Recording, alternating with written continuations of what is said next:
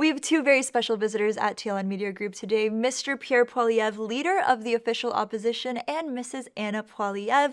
Welcome to TLN. Thanks for having us. We're grateful to be here. Thank you. It's good to be here. So before we get into the serious questions, I think our audience would love to know a little bit about your background, Ana, your connection to the Latin community. Well, I was born in Venezuela, and my family migrated here in Canada in 1995. When I was 8 years old, we moved in the east side of Montreal. And I'm proud Venezuelan, and we continue sharing the culture. We speak Spanish to our children, and they're both bilingual. So, yeah, that's my connection. And I'm sure you've had a lot of opportunities to get to know the Latin community, the Latin culture. Is there something that has surprised you or impressed you about us? Well, what first surprised me is that after we started dating, I woke up one day and there were like 15 Latinos in my house staying overnight. I was like, holy smokes, what happened here? So when you marry a Latina, you marry the whole family. Yes. But that actually comes with great benefits because her aunt and uncle are really taking care of our kids. That's why we're here in Toronto. And they are in Ottawa with our little ones. Without that, we couldn't do this job as future Prime Minister. And she couldn't be on the road supporting the cause. So that family value that extends not just to the immediate, but also to the extended family is a great benefit to us. And you mentioned your children. You know, they are biracial. They will speak 3 languages, and that's something that's very common in Canada with all of the different cultures. What is a typical day in the Poilievre-Galindo household? Why don't you kick this one off? A typical day, well, they go to daycare and school. So a typical day is just, wake up. Mom wakes up. If dad is around, he helps. We divide and conquer. We each take one. If not, I'll do my best. And they go to school and we come back. And Pierre does the best he can when Parliament is sitting to come home around dinner time so that we can have dinner and put the kids to bed together. And then he goes back to his home office, of course, and works more until later on. But it's spending time with the family as much as we can. And is dinner Canadian, or are you making arepas venezolanas? Arepas venezolana, un placer. Pabellón criollo a cada noche prácticamente. Sí. And now speaking of Venezuela, I did see that both of you posted recently, calling out the elections that are happening. And I would love maybe for you to give, as a Venezuelan, our viewers some insight on the current situation, perhaps your thoughts on it, and just shed some light into what's happening. So as we know, it's been under the Chavez and Maduro regime, as I say, since 1999. And we have an opportunity in 5 days in the next election to elect Edmundo, who also comes in pair with Maria Corina Machado, who's an amazing woman that I had the chance to meet, and it's a real chance at bringing democracy back in our country, bringing back the best. As we know, Venezuela is a country that is absolutely rich. It has everything, the best people. And so I'm really hoping that Maduro will respect the election and that we're going to have free and democratic election in 5 days, and that all of the team is safe, Maria Corina and her team included, and for everybody to get out and vote and bring a change.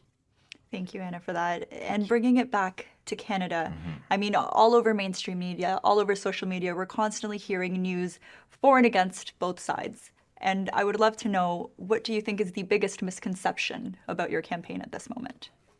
The Liberals would like you to believe that Conservatives are some kind of radical departure from the way things have been in Canada. In fact, it's them that are the radicals. They're the extremists. They are the wackos. We're the ones who want to bring home the country that everyone knew and loved before Trudeau. It's hard to believe, but 9 years ago, anyone could afford a home. The average age of a new home buyer was 29 years old. The average home price was $450. The average rent for a 1-bedroom was $950. I was housing minister at the time. And crime was very low. In a lot of suburbs, people didn't even lock their doors.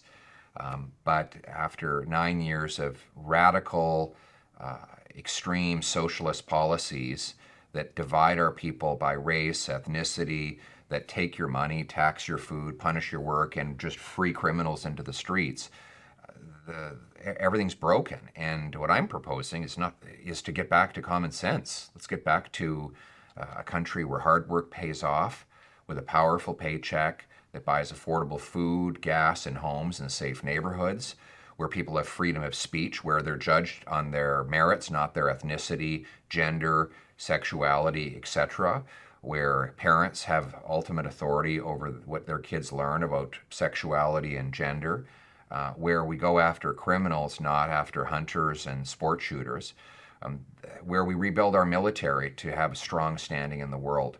That is the country we knew and the country we still love. That's what I want to bring home.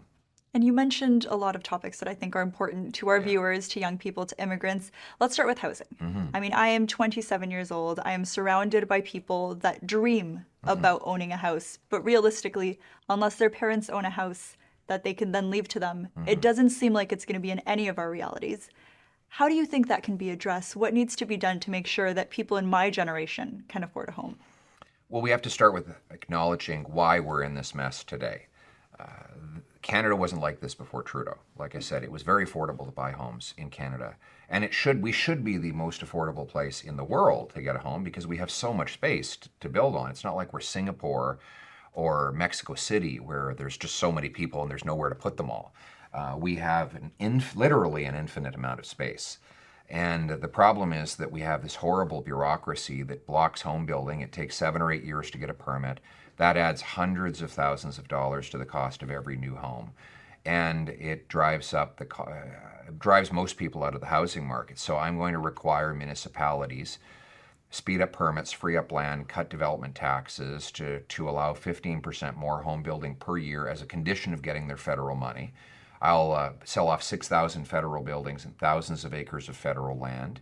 In fact, every square inch of real estate that is not needed for the functioning of the federal government or that is not a national park or ecologically sensitive will be considered for housing.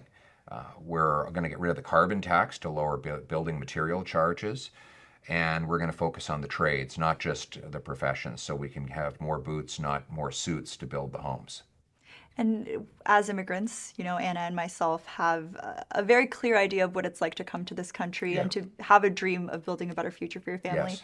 Unfortunately, a lot of those immigrants are getting blamed for some of the issues that are happening in this country, whether it's crime, whether it's the overwhelmed healthcare system, or the rise of cost of housing. Do you think there is an immigration problem in Canada, and what is the solution? And I ask this to both of you. Yes, that problem has a name. Justin Trudeau. He caused the problem. The immigrant people did not cause the problem. They did what they were told. The rules were online. They followed the rules. And they came here. In most cases, they followed the rules. They did what he said they should do.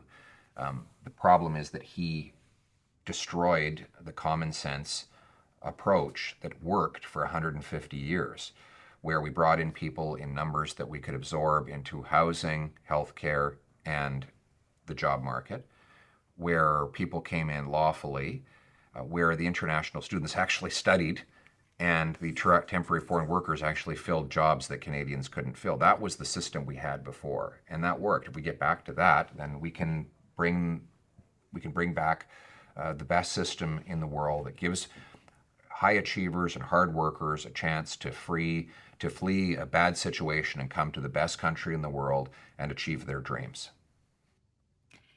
What do you think? I agree. And as a multilingual broadcaster, I mean, multiculturalism is at the core of what we do. And historically, companies like ours have been underfunded and we have been undervalued. And I quote something that you've said in the past, that you would like to restore balance for small, local, and independent voices in the media that have been crushed. So I'm curious, how do you plan to achieve this? And what specifically do you value in Canadian media? What I value in Canadian media is freedom of the press, true freedom of the press. That means the government does not control what you say, how you say it, what values and information you share with your audiences. It also means that people compete, news outlets compete for eyeballs and earlobes. They don't have apportioned shares of the market. They get the market based on the quality of the product they put out, just like a supermarket or a restaurant would. I would get rid of the censorship laws, C11, C63, C18, the latter of which is blocking you from Instagram, Facebook, and possibly other platforms, so you could get back on those platforms. I would also make sure that the necessary advertising that the government does do gets over to independent media. It shouldn't be concentrated with